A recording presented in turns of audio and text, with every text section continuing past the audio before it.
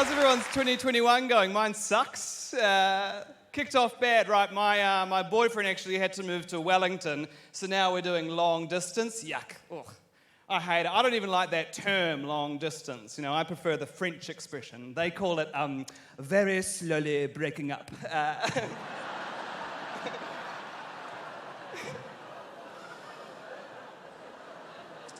He hates that joke, but it's fine actually because he's ages away.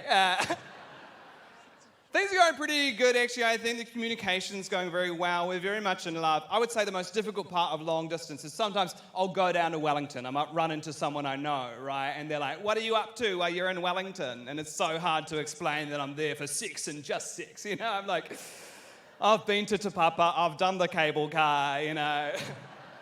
I don't need to look at the squid, I just want to come.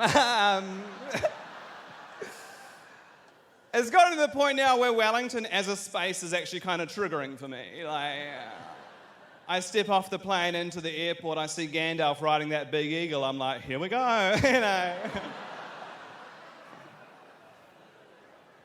Even sometimes when I'm up here and it's windy, you know, whoa. Get that welly wood. No. That's terrible. You absolutely can't beat it. I love that phrase. I love it when people say, you can't beat Wellington on a good day. I'm like, well, yeah, I guess you can't beat prison on dessert night. Beautiful town. I'm sorry to kick off talking about my sex life, but I do enjoy talking about it on stage, and I'll share anything very bravely. Here's a little tidbit about me having sex. Every time I use a condom, when I pinch the tip, I'll say, got your nose. The boys love it, but it gets me into trouble because sometimes after the show, people will ask me questions about my sex life, and I'm sorry, but you're not invited to do that. You know, they'll come up, they'll be like, Eli, I just wanted to know, are you a top or are you a bottom? I actually got a $12 grab one ticket, so I'm entitled to know, right?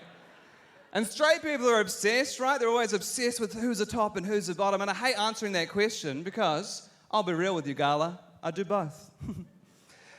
Holds for applause, but no, it's too late. I do both. I'm a fully versatile man. You know, I'm like one of those shower gels that's also a shampoo.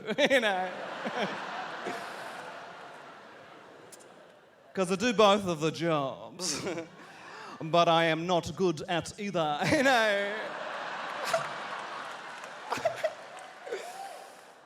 It's fun to talk about stuff like this on stage, though, because I never felt manly enough when I was a kid, right? And the main reason that was because I hate cars, right? I've never liked cars, and my father was obsessed with cars. And the main way that would kind of present itself is when we went to the mall and we went out into the car park, if my dad spotted a fancy car, you know, like a Ferrari or like a Mitsubishi... One of the good ones, right? He couldn't resist. He'd have to walk up and do a full perv at the car, right? He'd slowly walk around, lean down to the windows, perv at the interiors. He'd take so long. Every time I'd be so worried, the owner of the car would come out, catch my dad doing that, and be like, get the hell away from my car. But sometimes they did, and it was so much worse, because they'd walk up, they'd be like, checking out the Jag, mate. Oh, straight people, you know, like... No, I don't want to judge anyone here, but my theory is if you like cars, you're probably a homophobe, and... And look, it's a theory that checks out, you know, because I've never been called a faggot from the window of a dented Mazdadamia, you know? No. It's actually a Skyline 100% of the time. So I just feel more comfortable out there in society if everyone had a car like mine. You know, the roof is rusty. There's bags of clothing that I will take to a clothing bin when I'm ready. You know, there's sand on the floor middle of winter, and like every nook and cranny, there's another pair of 3D glasses I must be saving for Avatar 2, you know? Basically, my view is, if you have a current valid warrant of fitness, that's far-right conservative to me. Like... You know when you get into someone's car and they say, sorry about the mess, I always say, no, thank you for supporting gay rights. So that's my message tonight. Please stop cleaning your car or you are a homophobe. Thank you so much. Have a beautiful night. Thank you. Bye-bye.